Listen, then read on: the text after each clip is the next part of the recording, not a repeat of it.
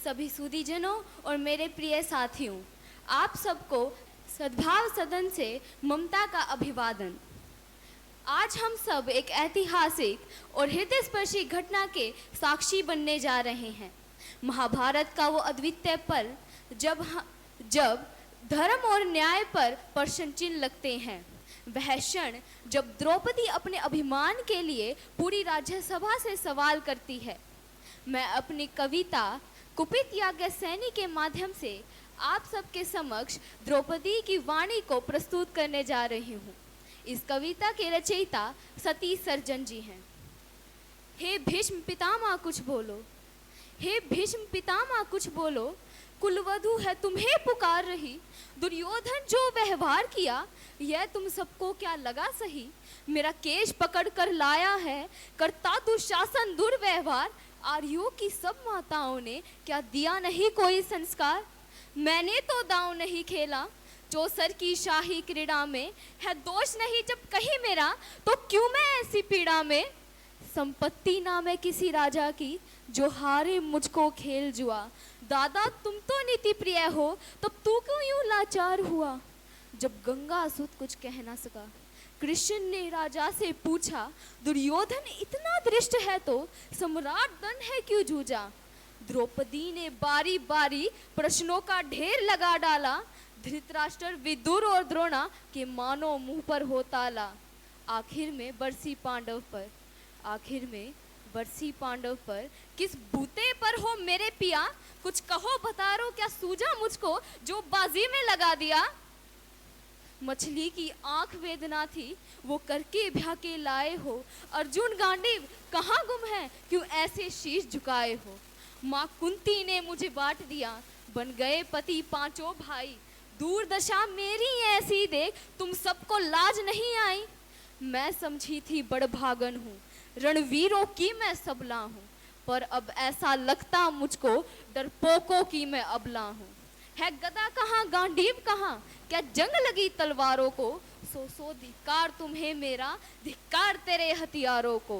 नहीं भगनी मैं लाचारों की मधुसूदन मेरा भाई है। लगता दुशासन दुर्योधन तेरी मौत शीश पर आई है।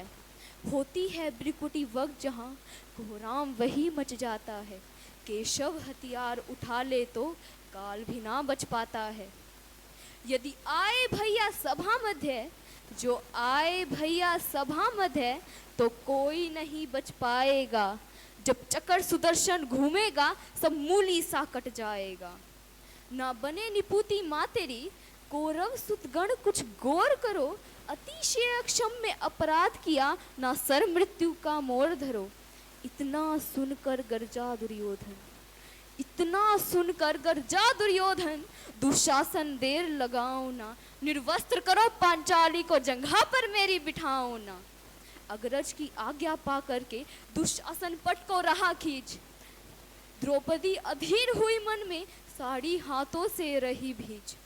जब कुछ ना सूझा टेर भरी, जब कुछ ना सूझा टेर भरी। बोली सुनिए मेरे गिरधारी अब कोई नहीं अतिरिक्त तेरे। हे प्रभु लाज को हल्लाचारी। कान्हा की शान निराली है, कान्हा की शान निराली है। दो मुट्ठी तंदुल के बदले दो लोग सुदामा पाया था। एक बार पुरंदर के कारिन उंगली पर अचल उठाया था। अब की द्रौपदी की बारी थी, अब की द्रौपदी की बारी थी। रो रो कर कृष्ण पुकारी थी। हो गए रास्ते बंद सभी अब अंतिम रहा मुरारी थी। माधव जो करुण पुकार सुनी जहां देखो साड़ी ही साड़ी। धरती अंबर तक चीर बुनी। अनुवर्त खींचता रहा साड़ी का छोड़ दूसरा पा न सका। हो गया चूर थक कर लेकिन साड़ी की धान लगा सका। था बहुत अचंभित दुशासन, था बहुत अचंभित दुशासन। ये नारी है या साड़ी है। द्रौपदी में हाड़ मांस भी है या सारी नारी की साड़ी है। मूर्छित होकर गिरा दुशासन, मूर्छित होकर गिरा दुशासन। निर्वस्त्र द्रौपदी कर न सका। दे सहस्त्र का बलशाली शर्मिंदा था बस मर न सका। कभी याज्ञसेनी ने नटवर को साड़ी का टुकड़ा बांधा था। कभी याग सैनी ने नटवर को साड़ी का टुकड़ा बांधा था, बदले में आज मुरारी ने साड़ी में साड़ी नाधा था। श्री कृष्ण भाव के भूखे हैं, श्री कृष्ण भाव के भूखे हैं, भक्तों की श्रद्धा प्यारी है, ऋण चुकता करते ब्याज सहित, माधव की लीला न्यारी है। राधे राधे, धन्यवाद।